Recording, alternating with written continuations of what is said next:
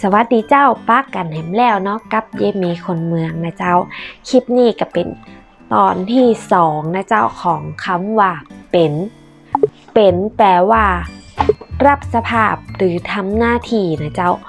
คลิปนี้ก็จะมีแหม10คำ10ประโยคนะเจ้าเกี่ยวกับคำว่าเป็นซึ่งลึง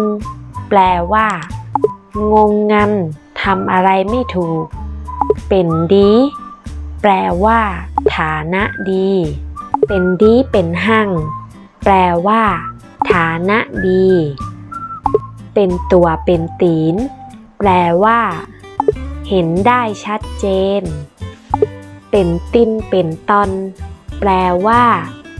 กระท่อนกระแท่นไม่เป็นชิ้นเป็นอันเป็นตีนเป็นมือแปลว่าทำไม้ทำมือเวลาคุยเป็นแต้เป็นว่า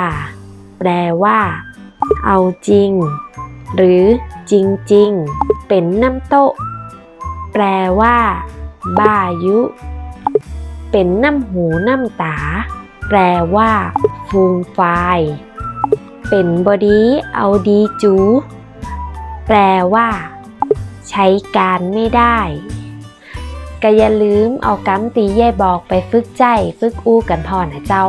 ขอย้ำก่อนนะเจ้าว่ากำตีเย่เอามาเสนอ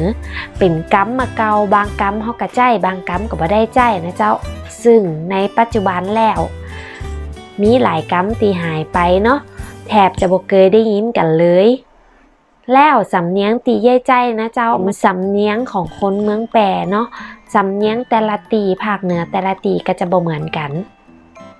ใครมีอะหยังคำแนะนำที่ชมอะหยังหรืออยากให้เย่อยากคลิปเกี่ยวกับอะหยังของภาษาเหนือของคนเมืองแปรของคนภาคเหนือของคนเมืองนะเจ้ากะคอมเมนต์ตั้งหลุมคลิปนี้ได้เหมือนกันนะเจ้าแล้วถ้าชอบคลิปนี้อย่าลืมกดไลค์กดแชร์กดติดตามแล้วก็กดกระดิ่งให้เย่เต้นนะเจ้าจะได้บ่พลาดคลิปใหม่ๆแล้วป้ากันใหม่เจ้าบ๊ายบาย